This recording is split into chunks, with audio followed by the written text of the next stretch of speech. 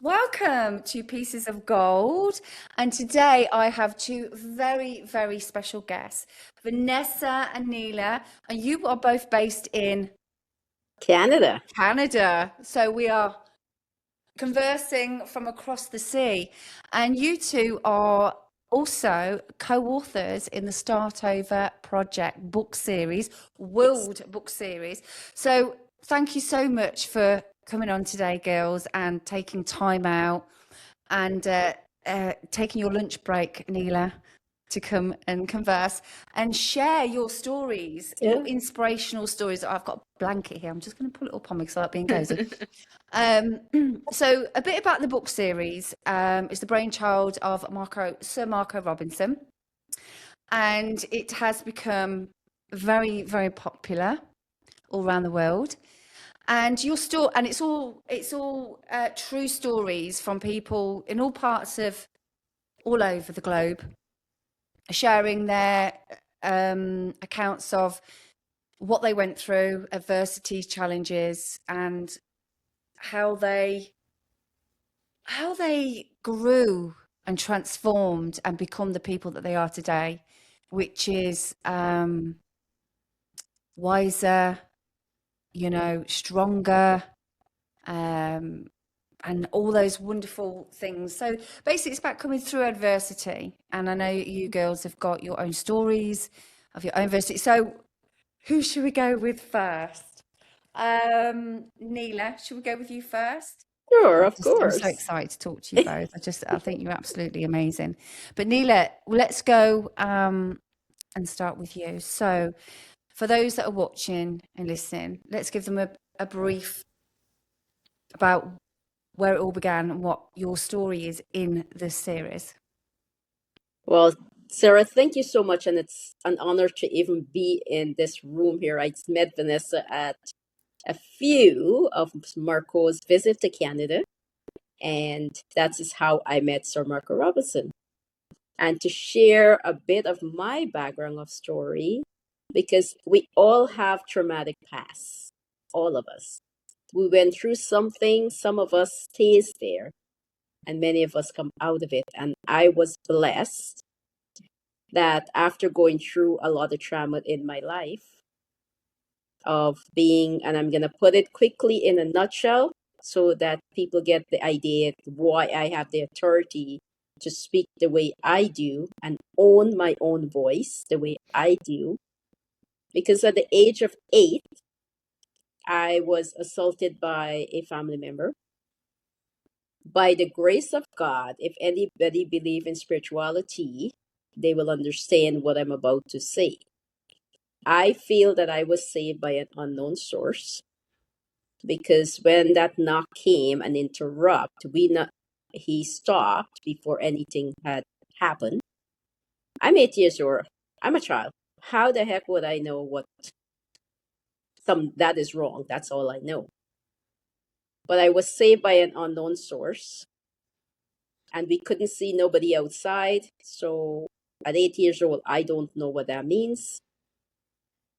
Fast forward to 13 years old, I attempted suicide because I couldn't live with this secret. Because in my culture, and I'm pretty sure it's in everybody's not a culture that you were told if you tell anyone, nobody will believe you, and you're ashamed, you're going to bring shame to your family. These are the threats. And we believe that. So you carry this big burden throughout a child's life. Instead of being a child, you now become a burden. So at the age of 13, I attempted suicide. I did drink poison and I did survive. And I look up at the ceiling and I said, God, why did I survive? I can't take this anymore because I can't share why I'm trying to end my life. That's all good. Now I'm living with this burden, but I have to carry on my life. At the age of 15, I lost the only parent I knew, my dad, who was the pillar of my life. Now, what happens to young girls? What happened to us? I did not know my mom. She was introduced to me at my dad's funeral. Wow. And with all these things happening, how do you internalize that? How do you keep it? And the best thing that I know how to do is become unfeeling. Just move. Just do what I'm told and be the good girl. So I will have a roof above my head and food to eat. I met a good family, my neighbor, and now I like the boy that I was living there. But she rescued me into giving me a place to live so that I don't have to live on the street. Now, I got pregnant with my son at the age of 17, and that was the best thing that ever happened and a blessing because it gives me a purpose. Now, if I have to rewind the clock, I will change the age, but I wouldn't change the child. I will still keep him. And so all of that in that short period of time, my husband at that time, because I married very young, came to Canada. My son was born before so he didn't see my son for the first year because he was living in Canada, sponsor us. And while that was happening, he was diagnosed with leukemia. He was in Canada and he was getting his treatment. So I rushed here with an emergency visa. I'm okay because it's been 36 years now. He passed away 6 months later. And I was the age of 20. How do you live, come into a country you don't know? And I came January 26th when there's snow, and I've never seen snow before. So imagine that with a 2-year-old child. With all of this, how do you carry on while you're still living in silence? With And what all, gave you that strength, Neila? When you found yourself now in a whole new place, young I got girl goosebumps still, right now, even thinking back. and this huge responsibility of this little soul. How did you, what was it that spurred you forward, kept you going? I always think about suicide was never too far from my mind. Yeah, so you were still carrying I the carry that shame and burden, yes, the but I effects of never what happened. act on it. I never act on it after because I Mm, thought about my son. God forbid if I no longer in this world, what would become of him? yes. So that was my lifeline. Every time I had that suicide thought, I kind of somehow internalize it, and that was the reason for me of giving myself that second chance. But it took me 42 years. When my children all grown up now, there was a lot of struggles. I remarried and I couldn't keep a relationship because of I wouldn't let nobody close to me at all. So I keep pushing people away. When I look back now to then, I said, who the heck would want to live with me? Because I was so closed in. I was so Yeah. protective. Blocked up and Yeah. yeah. So I'm like, okay, these are good people. What am I doing wrong? But what I was doing, I was attracting broken people. And that's how I was. And I thought if I fix them, I'm going to fix me. Now I fixed them, but I didn't fix me. They now become successful and they leave because they don't want to be with a broken person. But I was never angry. And that was kind of, I'm like, why not? I let them go. Well, I was very hurt, but I let them go. After the children grown up, I can't do it anymore. I didn't want to fight anymore. I made my will. I made everything so they don't have to worry. And I was preparing. This is where things have turned around for me. I was going to go buy my clothes for my funeral and prepare all of that so the children don't have to worry. And I was sitting there A whisper says, have you ever had a moment that the whole world stops around you and you're the only one in it? That is what happened. And I'm sitting in my car, and the whisper came, what about being alive? And I'm like, what? What does that mean? I breathe, but I was never alive. I was not moving. But now, how do I do that? But that little whisper brought curiosity in. And this was my turning point. This was the transformation by that whisper. So I got curious, what does living mean? And this is where I start my journey of researching, reading, educating, and still hold down a full-time job. And I did not miss the day off work. I did fell flat on my face many, many times. But what different now from then is I can pick myself up back and ask myself, what did I learn? But And what did yeah, you learn? And for someone who's listening to yeah.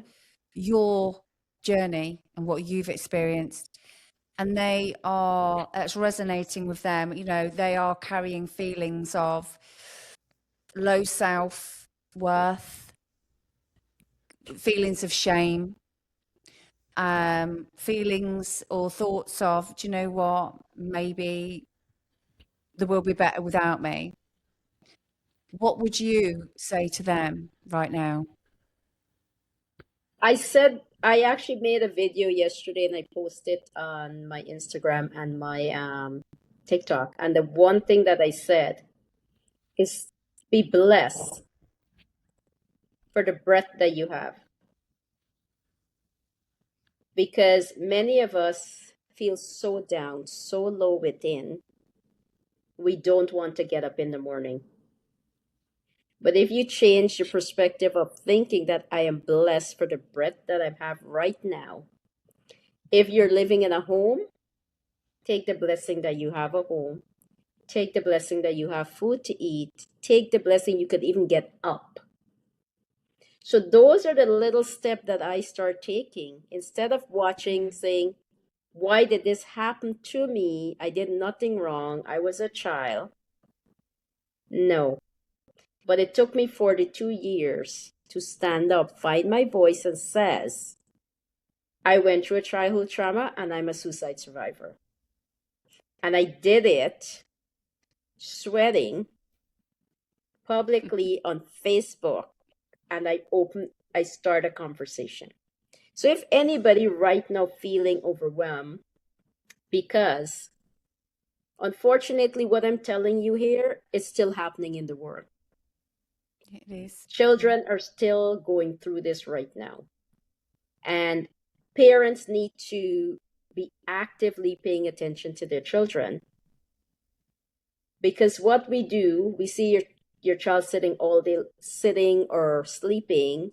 Nope, they're lazy, they're teenagers, they're lazy. But what we don't ask is what have happened to you. Instead of saying, what's wrong with you? Why are you sleeping all day? So we need to change, parents need to change the narrative of speaking to their children. And then you will actually open a conversation with your child. So anybody for me right now that's going through what I've said that I've been through, even from a childhood trauma, keeping it all inside, find somebody you trust. And I know it's very, very difficult because I have no one up to today. My journal is my trusting buddy. I write every single thing down. And God bless my children's heart. They never opened any of my books. I have it in my living room. I have it in my bedroom. I have books everywhere. Because as soon as I go down to that dark spiral tunnel, I write everything, and it don't have to make sense. In my book in Start Over Movement, I label it as a mind dump. My journal is my mind dump. It's not going to speak back to you, right? It just gets out. it's a powerful tool, writing, as we all know. Vanessa, you talking about perspective, Neela, you know, it's your Yeah. mindset, it's a reset we need. Once you get to a certain place, and I, you know, and you're right, sometimes it takes years. For a lot of people, it Yeah. takes a long time. Some people never Mm-hmm. get to that point where you're able to sit and really look at things and put it down and say, I'm not carrying that anymore. That's not mine. Yeah. I'm gonna leave that. Why do I wake up and not feel gratitude to be alive? So then it's Mm-hmm. looking at, well, how do I change my mindset? And then Vanessa, that's where you come in. Because I know that you do, that's one of your aspects now, your strong aspects because of your journey. Yeah. But promoting, you know, the power in reset the mindset, power of perspective, Mm-hmm. you know, why do we persecute ourselves carrying shame around for something we had no control over when we were children? But yet so many people are afflicted by this.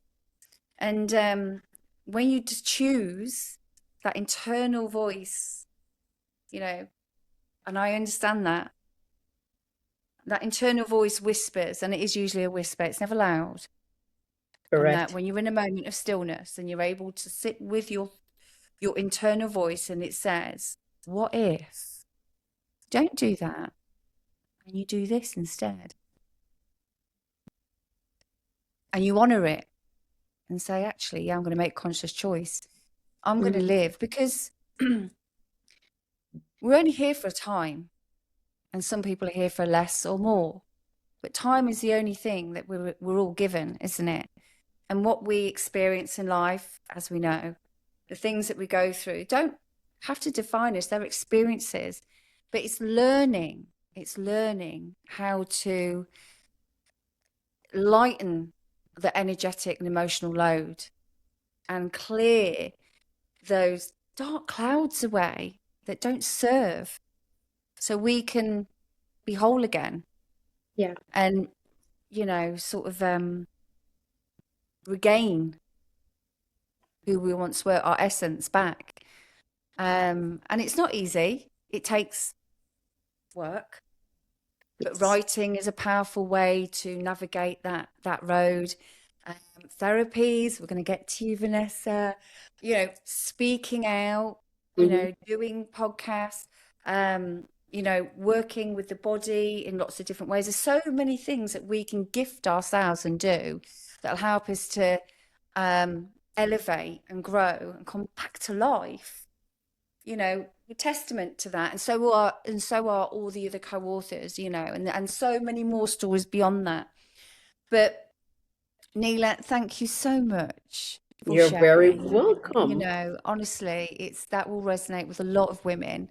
And you know, and just sharing it and speaking it out and saying, I went through this, I experienced that. This is how it affected me. It wasn't an easy ride. You know, my life was bloody afflicted by it. I was afflicted by it. But then I got to a point where I chose differently. And now, like you say, you wake up and you are grateful for everything. And that's powerful. Yeah. Gratitude is powerful. Yeah. You know, if anybody wants to really start getting some real fuel in the tank, practice gratitude. It's Yeah. a It it's like saves life. you turn into a steam train. Yeah. Yeah. I And love that. one of the things just for the start over movement is what I want to just give a shout out to everybody, because being in a community like this let you know you're not alone and you feel so much support, and you don't nobody judge you, because 99% that's why people don't speak out. So this community gives you that comfort, because we're all speaking our own truth and we're supportive of each other, and Absolutely. nobody is alone. It's become like a family type, Yeah. kind of a bit of a global family where everyone sort of sees one another. Yeah. But But yeah, thank thank you, you. Nina. Thank you. Thank you. Thank you, my darling.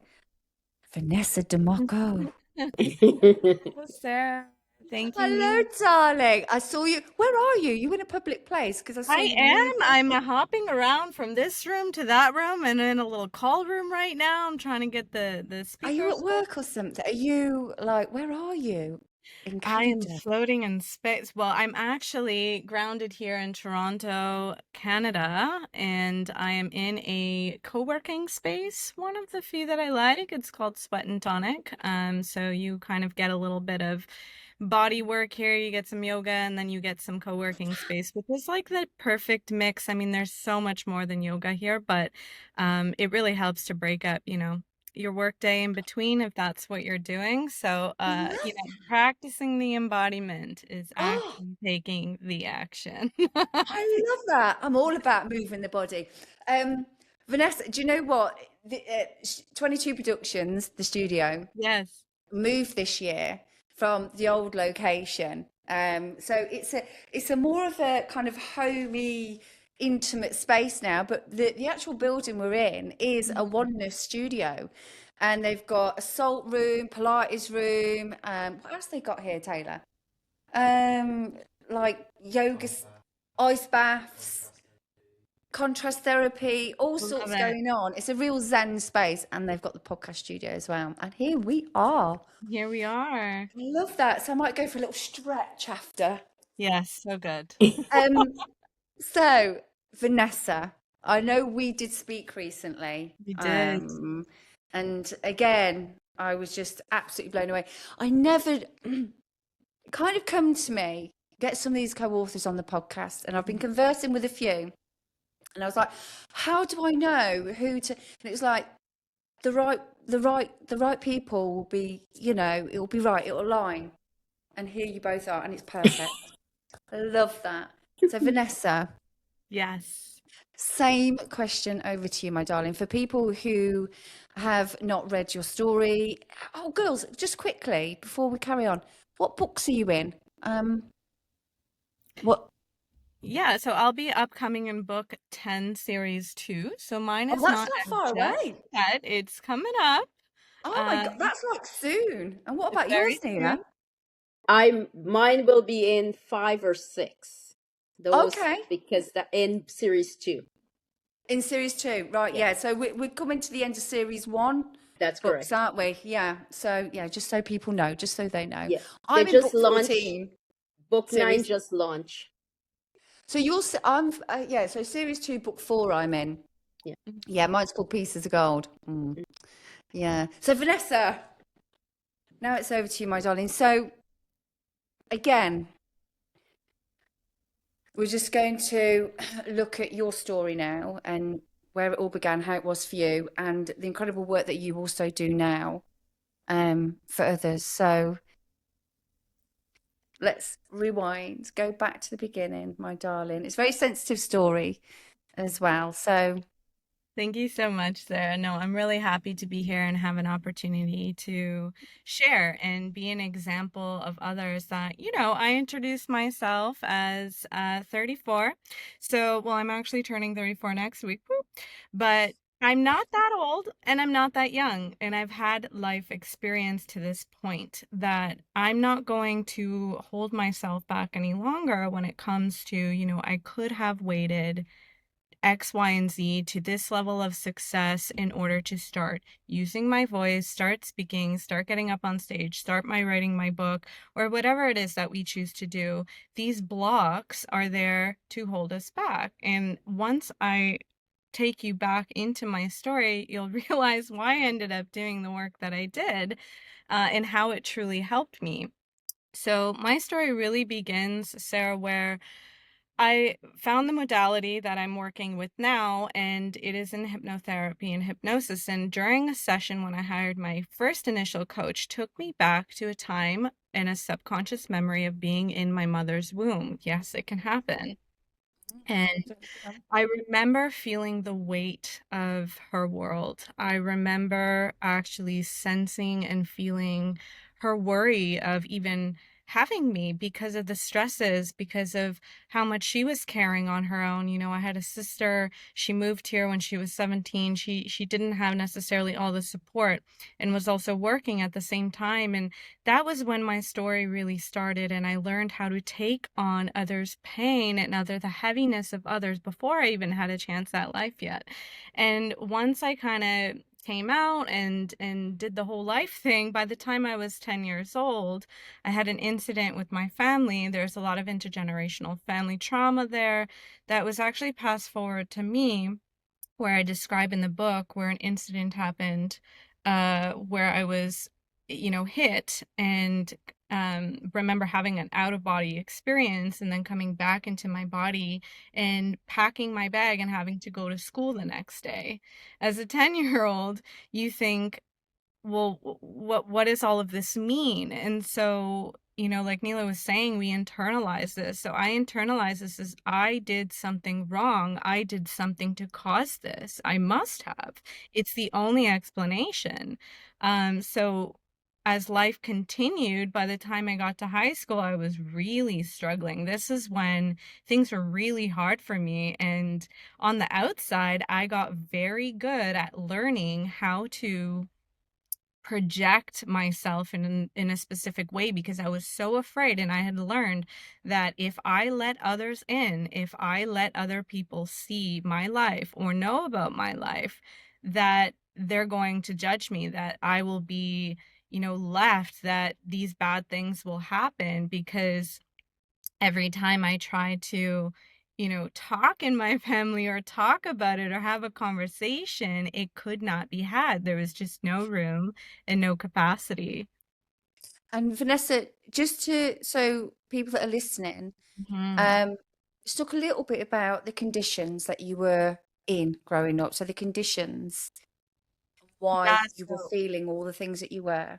I grew up having, two parents. One was struggling with addiction. I would say both were struggling with addiction, alcoholism. I was cleaning up after my mother, cleaning her alcohol bottles. By the time I was 10, I was on the phone calling the credit union, making sure, like, did I have money for food that day or that week? So I really had to grow up very fast. Survive. Yeah. Exactly. And I didn't necessarily have the room or the space to understand why. It was your normal. You just do those things.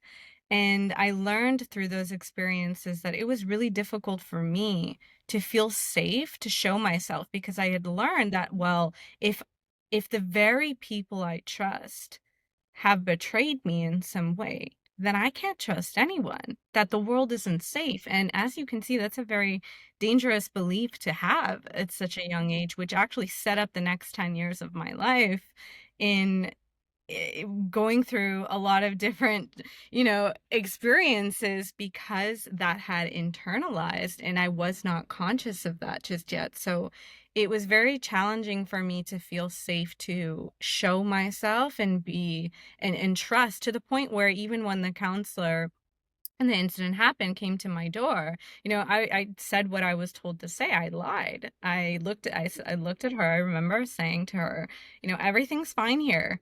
Um, Looking at her like she's crazy. That's how much I had taken on, the reputation of the family or the needs of others by betraying myself so deeply. And that's what truly affected me, was, if I can't trust myself, then what does that tell me in the world? How am I going to portray myself? So I built this wall, this muscle of, like, okay, well, I can do this. If no one knows what's going on, then it doesn't matter. I'll just hide it. And so, when I got to Masked, high school, completely masked.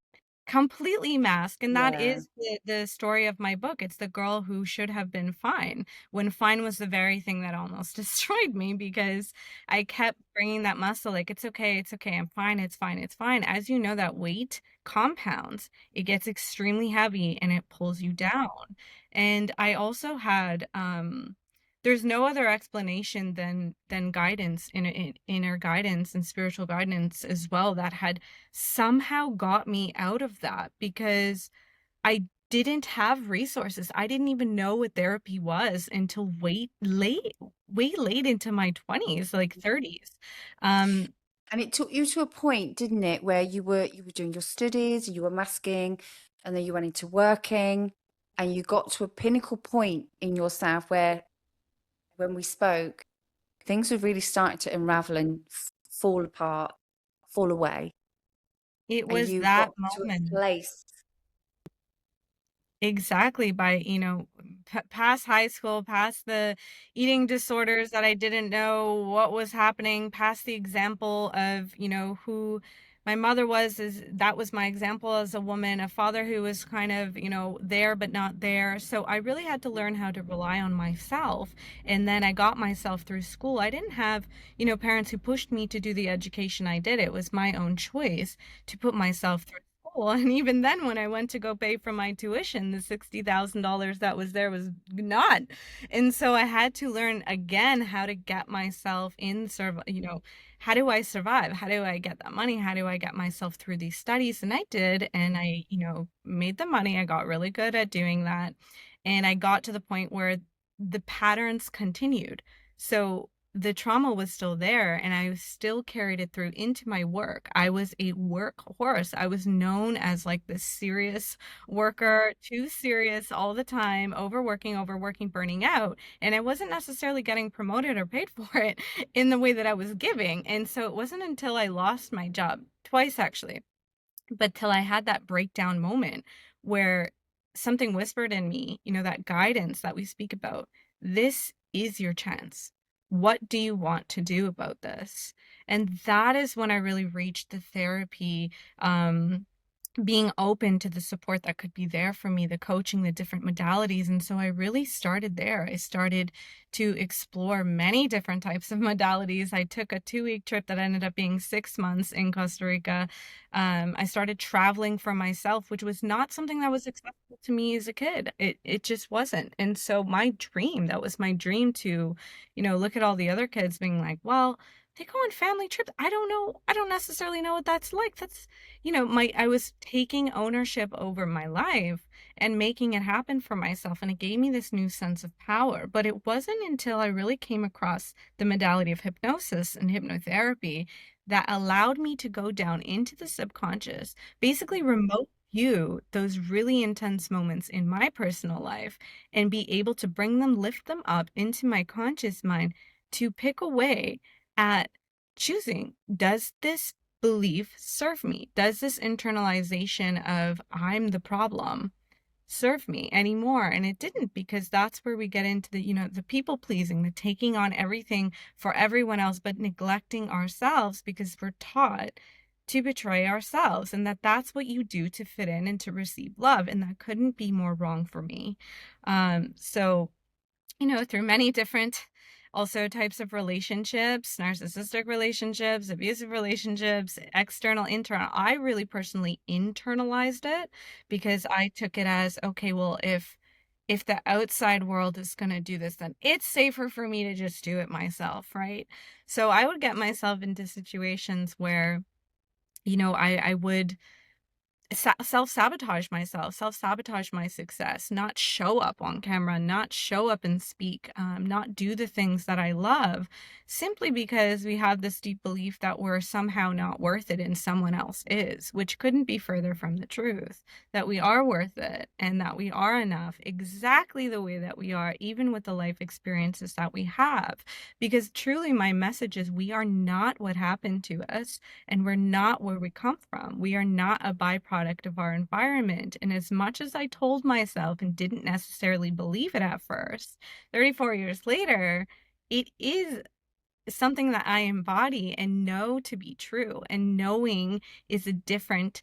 It's knowing is information. And I always tell people the only difference between where you are right now and where you want to be is information.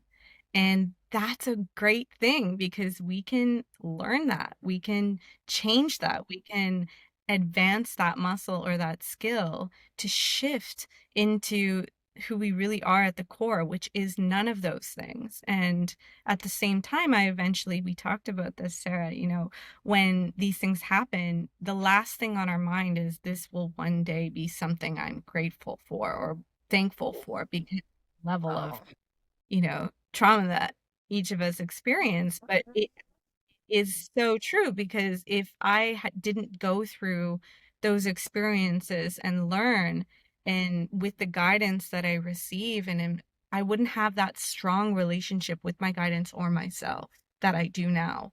And the person that I am becoming and have become is the juice. It is who you are, not what you lose and not what happens to you. And so once I was able to separate that and really embody and be and speak from that place, everything shifted. Standards for myself shifted. How other people responded to me shifted. I have absolutely healed my relationship with my family, my mother, having that perspective that they're just humans too, and they were just trying the best that they could at the time that they were. Would I want to go through all of that again? No. No, I don't want to go through that. That's not okay. Those things weren't okay that I experienced, but it did not define who I am, and it does not define who we are. And so that's really the place that I'm speaking from in my book, and why I do the work that I do, because they're all just right here. They're all just those internalized beliefs. And yes, they're stored in our bodies, but there are so many different supports that we can use as tools, really. But it'll come down to us to choose that for ourselves and actually follow through. What do you want out of life? What do you want to be feeling and thinking each day you wake up? We know the body and the mind are intertwined. Mm-hmm. They are as one. So when you work on one, you work on the other, keep it going. But you're right. And just going back to that, Neila, and you as well. One of my beautiful friends, Jeff Thompson, you'd love him, girls. He mentored me, helped me a lot. In fact, if it wasn't for him, I wouldn't have been writing. But he did say, and we talked about this, one day you will say thank you for everything that happened. And I remember at that point, and I was like, absolutely not, bleep, bleep, bleep. No, I was still wasn't there. Still wasn't there. Just wasn't quite ready to fully let some of those other things go. But with that come a choice of, well, actually, if that person can get to that place and that person get to that place and that all these people, then it's possible for me too. So it's a conscious choice, like you say, Neila, as well, and Vanessa, the power of the mind. Choose what you want. And when you do as much as all the things I'm doing now, I am rebuilding my whole structure, a lot of structures in my own life, even now as we speak. It's taken a lot from me, requires a lot from me to keep going, trusting. But regardless of the outcome and what comes, what fruit is there, but grows from all these things, the fact that when you reach that place of complete surrender and you are able to put those weights down and say, I am grateful for that stuff that happened. I am grateful for that trauma and that struggle, and to have experienced my shadow and darkness and have heard those voices that told me I wasn't enough or told me I shouldn't be here, and still and navigate through them and come through the other side. I'm glad that, because now I know what it feels like to be truly alive. And what comes now is just a bonus. It's a bonus. It's like, what have I got to moan about now? Nothing. Like you say, I wouldn't like to repeat it. Absolutely not. So let's not repeat it in any way, shape or form in our lives. Be very present and conscious with how we talk to ourselves, how much energy we pour into ourselves, how much we're pouring into others. You just suddenly you become very mindful and more aware and more in tune, more intuitive. And you know that gratitude that you feel in your Yeah. heart, and when you look in the mirror, you love that girl, that young Vanessa, young Neila, young Sarah staring back to the 51-year-old now, and the young women that you are, you know, and you see your reflection, and you say, do you know what? You've got this. We're Yeah. doing all right. Bloody love you. Keep going. Yes. That's the greatest gift we can attain for ourselves. So it's Yeah. guys, I It's know so many amazing. people out there, it's like they're hell-bent with career and work and finances and this and that and da da da. And I get it. There's parts of all that I'm working on myself. But the true gift, the true power, the most important relationship of all time with anybody, anything is It's with with you. yourself. It take a while to understand that, Joe, because one of the things I did not know, and again, it comes from generational inheritance, Yeah. is we don't think we have choices. And this is what I want and I share. You do have a choice. Everybody say, but you should be able to make a choice. But many people don't know they can. Yeah. And if you don't know you can make a choice, then what are you going to choose? You're just going to repeat. And you're going to go around the hamster wheel until you decide to break the wheel and says, no, I'm not going back up there. Then I ask myself, why did I repeat all these things that happened in my life 3 times before I jump off the bandwagon? But it did repeat for me because I wasn't learning the life lessons.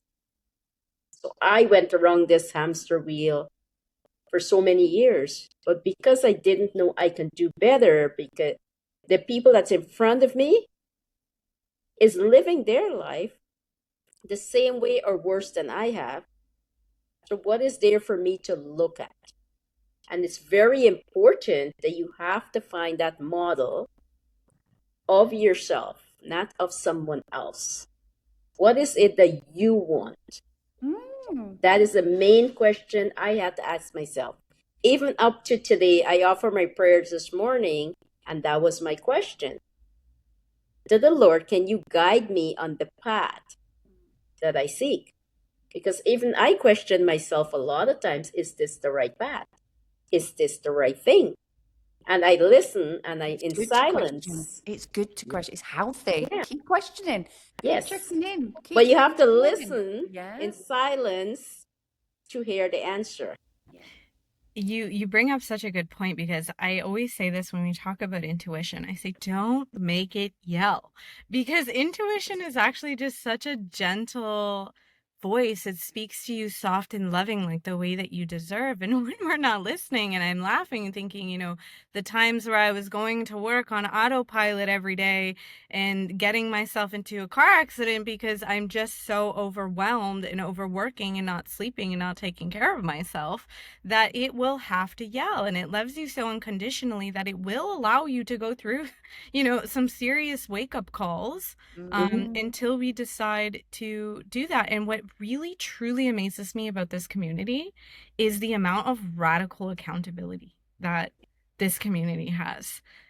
They have been through so much traumas, and no one here is saying, poor me. It's like, how do I take that, use it as fuel, empower myself, and speak from that place? And that what truly inspired me to step forward a lot sooner than I probably would have if I let those voices get a hold of me to hold me back. And so you're absolutely right. We're not our thoughts, and we will actually repeat the same thoughts every day until we decide to understand that if we can have the chance to choose differently, then let's do that. But like you said, it's being aware of, do I actually have the chance to choose something different? And until that becomes possible for you, we just tend to kind of go in circles. And a lot of us in this community and who are listening to this already, we're looking for something to support us in a new way. And we're examples to show you that it absolutely can happen for you and will happen for you. 100%. Have faith in yourself. Trust yourself. And if you can't trust yourself right now, whoever's listening, then start simple, start doing things and building up a trusting relationship with yourself. Yeah. Then, growth and transformation and healing doesn't happen overnight. No. I think I started mine, I'm 51 now, what about maybe 15, 20 years ago, maybe something like that, maybe properly over the last few years. And then when I turned 50, it was like, it takes time, and you have to, it depends on what's gone on and how many things you're carrying, one thing at a time, but just keep going with it. Your future self will say, thank you so much, darling. Do you know, sometimes, girls, do you do mirror work? Sit in Good front of that stuff. mirror, light a candle, call it in, just come on. And I look into my eyes, and sometimes I just see what emotions I'm carrying. And sometimes, I speak to the universe, to the creator, to my parents who are in spirit, whoever it is I need, my nana, my grandma, whoever it is. But calling your future self, powerful. Mm-hmm. Future self, Sarah, speak to me. What do I need to do? I'm feeling stuck. And it's like this, that little voice. She speaks, and she's just loving and kind and caring and, and encouraging. And then I say, can I have the winning lottery numbers? And she goes quiet. They never answer those ones, huh? Humor. We've got to get humor, But yeah, just things like that, practices, simple things that are going to work daily, highly, for people, just get some go. What things would you recommend, just simple things that people can incorporate into their daily world, from, if something in the morning or in the evening? What would you recommend? A really nice little basis to start. I'm all about building foundations. The very first thing that I would recommend for anybody who is going through dark times and don't know what choice to make, sit quiet with yourself. The very first thing that we all need to do is recognize silence. Internal silence is not a bad thing. I used to think silence was something bad. But internal silence, sit quietly with yourself, is the first step to any sort of step that you need for recovery. Is taking that silent step that you need to sit with yourself and take care of you. Giving yourself love is not being selfish. It's self-love. It is. So what if let's just say, for example, someone's sitting with themselves and they get that space and they're quiet and their thoughts are quite dark and they've got an intruding voice in their head that isn't saying very kind things. How So can they yeah. bring light into that? So I did that exactly thing happened to me when I started meditating. And the first thing because I didn't know what the heck meditation was when I started. And the one thing that I learned is to visualize how is it that I want myself to be. Boom. Powerful. I love that. I'm going to let Vanessa comment. I love this question, Sarah, because first of all, what I personally do, I'm going to tell you what I did for myself is, and it's never left me astray, is once I understood, I can ask myself, I can ask future self Vanessa, I take a minute to be like, what does she look like? What does she feel like? How does she walk? How does she speak? And when you can make more of that connection to feeling that essence of them, ask them, what would they do in this situation? And if you're not there yet, I would find in my reality right now, closest to me, someone I admire or look up to, or if they have the life I want or anything that I aspire, ask, what would they do in this scenario? What would they do and make this decision? And am I making that decision? And then base my decision off of that. It will never leave you astray if you ask your future self, because if you move from that place, they will decide very differently than you. And when you're dealing with thoughts like that, I love these spaces because sometimes I go into meditation spaces and they're like, calm your mind. And I'm like, well, the mind doesn't want to be calm. Allow your thoughts to happen. I personally picture my thoughts going into a little bubble and just floating away. I allow the voices, and then I get to know, okay, well, come on, let's go to our meeting, and who's going to speak? Okay. And then I build the muscle of my voice, so this one says, no, don't go on that podcast, that's scary. The other one says, no, stay inside, it's safe here, it's safe, never go outside, never speak to anyone, don't trust anyone. Get an idea of who's speaking and then understand that it's not you. And once you can feel that separation from your thoughts, it creates more space, in that space that Neila's talking about, and be able to sit there, because it's extremely uncomfortable. And this is where looking at getting support can help you. But that is one tactical thing that I would do to kind of do what I call an energy audit in my life, or an audit. I love that. I am so digging everything that you've just shared, because I get it.